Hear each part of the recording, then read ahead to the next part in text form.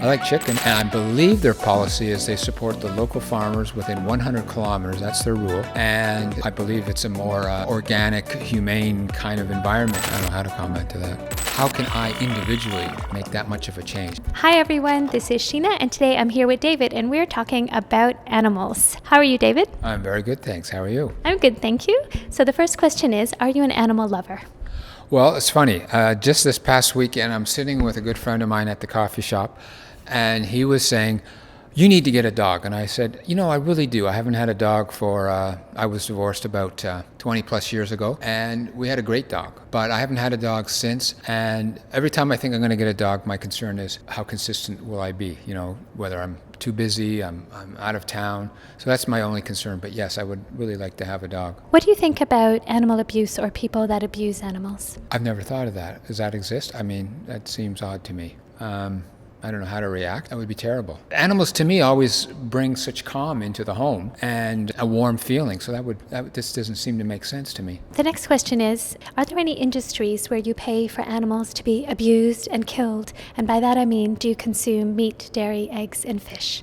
Well, I don't do dairy because it's laced with sugar. I've been invited out to Harbor 60 on Monday, which is a big deal for our company. So I guess I'll be eating meat. I would say I probably eat meat as much as I eat drink, maybe twice a year.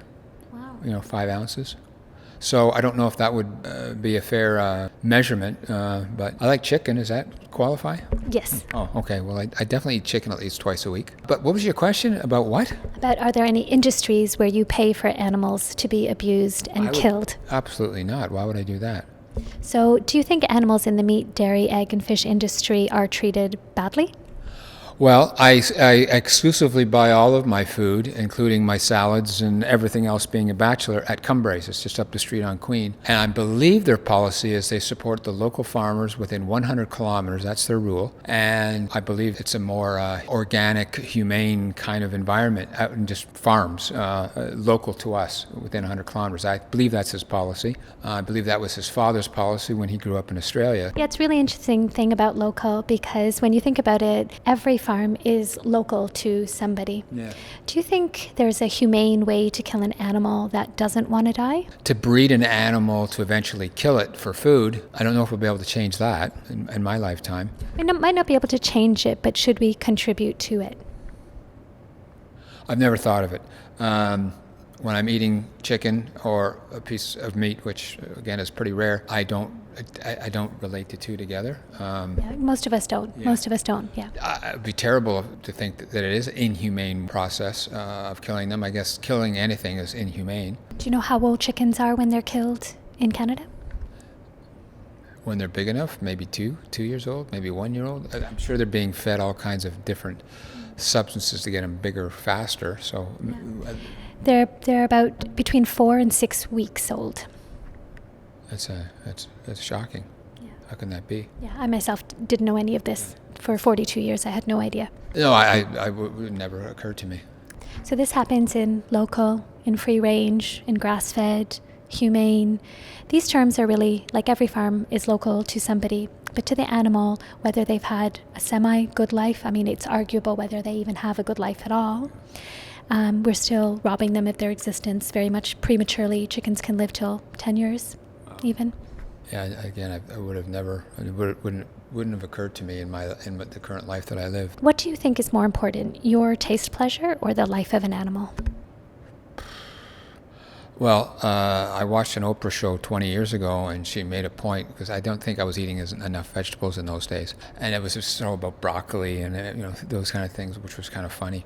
But she was correct. It takes 3 days to change your taste buds.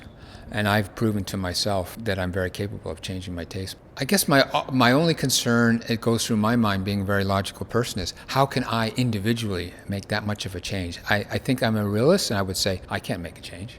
I mean, if I ride my bike today or drive my car to the corner, when you drive 1 mile a day or 1 kilometer a day, I don't think it's going to make a change if I stop driving my car. Someone could argue that. But so to answer your question, I'd be willing to change my taste buds, not eat chicken anymore. I mean, and pick something else, probably something better. Like a plant-based chicken even? Well, I just finished watching a lot of plant-based YouTube documentaries, and I was shocked at how completely takes cancer out of someone's body, or stops the need for type 1 or type 2 diabetes and all. It is quite impressive what it can do in 6 weeks to someone's body. I guess I'm lucky I'm not fat, so I do eat what I would define close to whole food, but not plant-based all the time. But I'm certainly curious about it because I'm just shocked at how that kind of lifestyle really makes a much healthier body. Yeah, absolutely. It is. It can be very much healthier. I'll give you some resources. They have some great documentaries on them. One of them you may have seen, which is What the Health.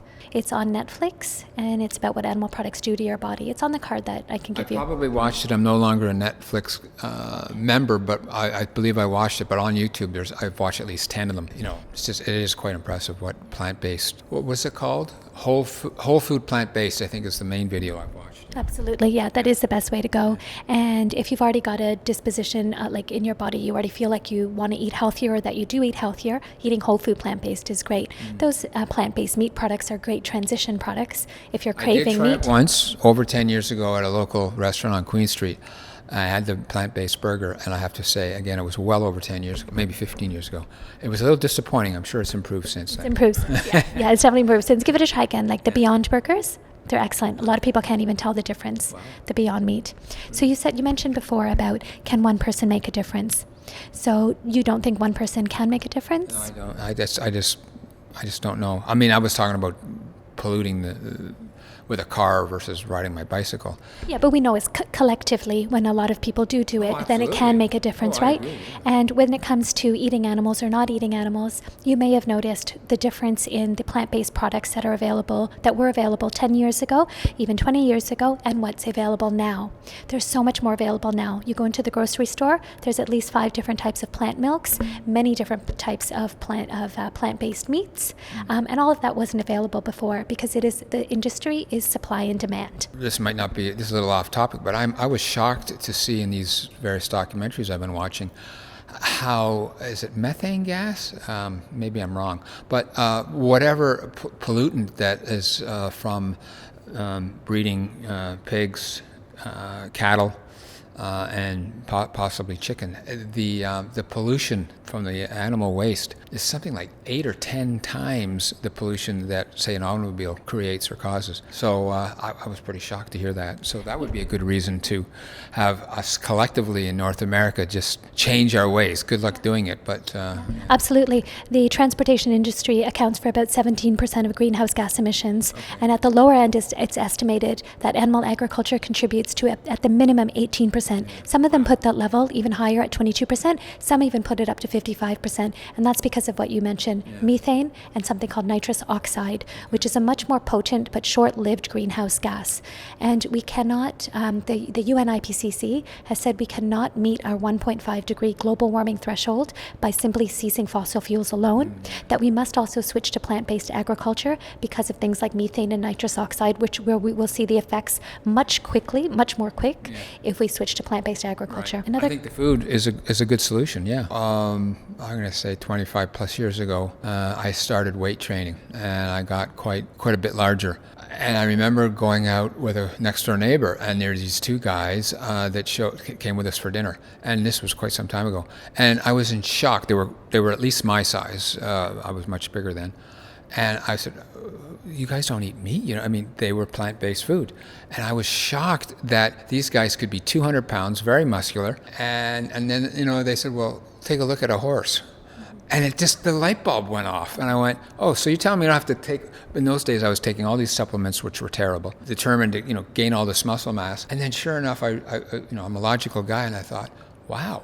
So the question I had, not being a cook, being a bachelor, not making anything, not even knowing how to make anything, I would have had to teach myself, what do we eat?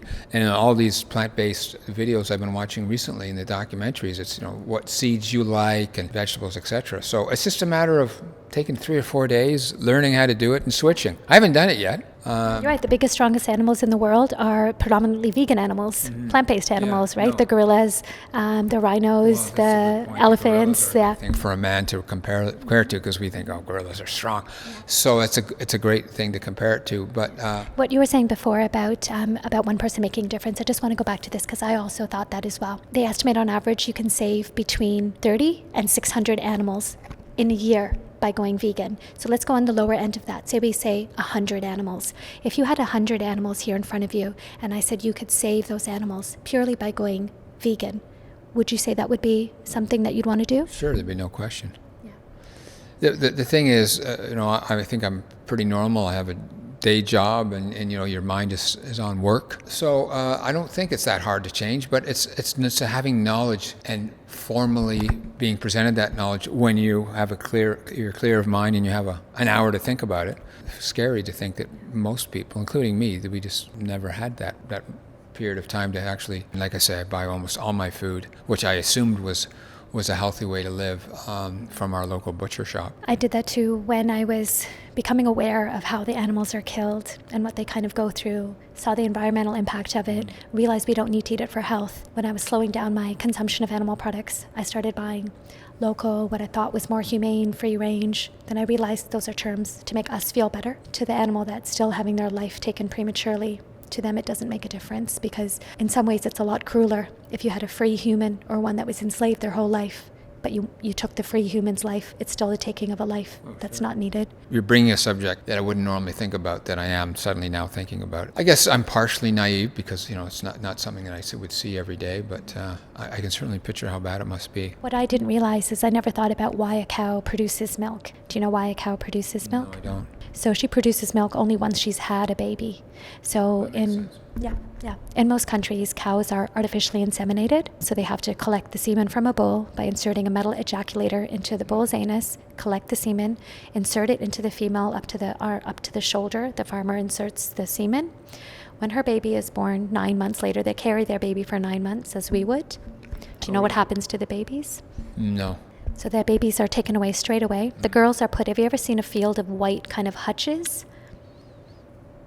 No, I'm not. I've been out in that, exposed to farm life. Yeah, sometimes you look out onto a field, and in Northern Ireland you would have seen this too. I know in the sure. UK you've seen it, white little hutches. Those are for the females. The males are taken away straight away as well, but they're killed when they're a few days old. They're a different breed to beef cows, and they don't produce milk, so they're considered a waste product. So they have a bolt gun put to their head first 2-3 days of life. Some are kept alive for 3 months and then they're killed for veal. What do you think about that? First of all, that's first I would have never even known that. That's just beyond me. I mean, I don't know how to comment to that. Most of us do not know this. Yeah. And that happens again in free range, in pasture raised, in organic milk. This is all the dairy industry. All the boys will be killed. And then the mother, when she's had 1 baby taken away, 2 babies taken away, 3 babies taken away, she's killed when she's 5 or 6 years old, just up here in Toronto in the Stockyards. Yeah, I don't know if, again, this was well over 25 years ago, I remember. Somewhere in this neighborhood there was also a slaughterhouse. Yeah, just here there's a pig slaughterhouse on Tecumseh and King. Right, which is now being built as there's a condo going up there right now. That's right. So I do remember the odor was significant. Yeah, I didn't know exactly where it was coming from, but I went through that area quite a bit on my bike to get up to Queen Street, and yeah, I'm assuming it's closed down now.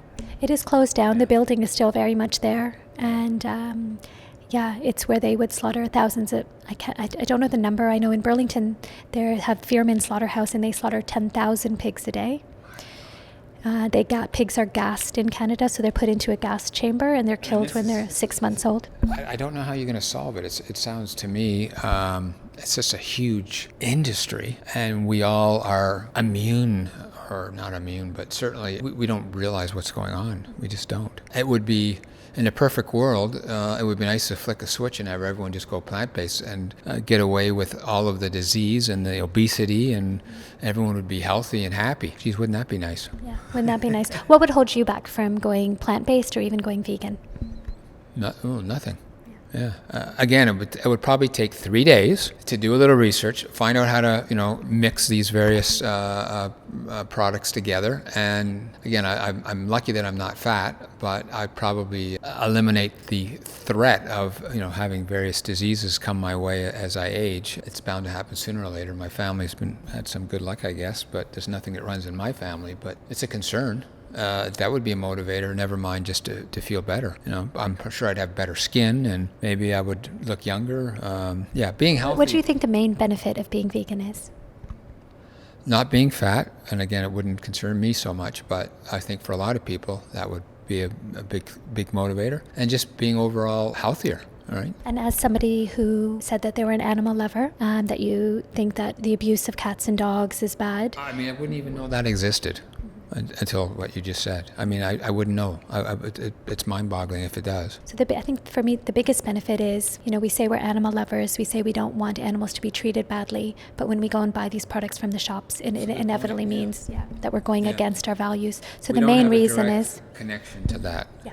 Because of the way we've been brought up, because it's hidden. It's not on the, I don't watch the news anymore, but when I did watch the news, I don't think I've ever seen anything about some slaughterhouse. You said the Stockyards. So at Kiel, and I do seem to remember many years ago when I was a teenager, I went up that way for some reason. I don't remember why, but I remember the odor and I didn't know where it was. And someone said, well, the Stockyards are right over there. And it's now all townhouses and it's been developed. There's a big mall called the Stockyard. I've been there a few times. It was I still didn't relate to what it was. Isn't that amazing? You can still go there now. They slaughter thousands of chickens there every day. Really? Yeah, there's a chicken slaughterhouse there, and there's a cow slaughterhouse there called St. Helens Slaughterhouse and True Harvest Halal Slaughterhouse. And the cows, they're brought in trucks every day from all around the province, and many of them are spent dairy cows that are only 5 or 6 years old. When they're done producing milk, when their bodies cannot produce any more milk, they're killed at 5 or 6 years old. They can live for 20, 25 years, but they're brought into the stockyards here. Most of the slaughterhouses don't exist, but that's still. I mean, it's making my stomach turn. I don't think that anyone walking the streets in Toronto today would have that information and maybe even want to hear about it. But change is hard for everybody, but I don't think it's that difficult. Yeah. Okay, would you like to take some information? I have some pamphlets with some good resources. Yeah, sure. Yeah. That's great. Thank you so much. I'll leave you with one question. If you could live in a world where you harmed humans, harmed animals, or neither, which world would you rather live in? Neither. I don't harm anybody. I don't think I do. Would you think that being vegan would be more in line with that goal? Well, now that you put it that way, yes. Okay, that's great. Okay. Thank you so much. Do you have any questions for me? No, I mean, not at the moment. No. Okay, thank you so much. Thank you. Yeah, that was amazing. Thank you.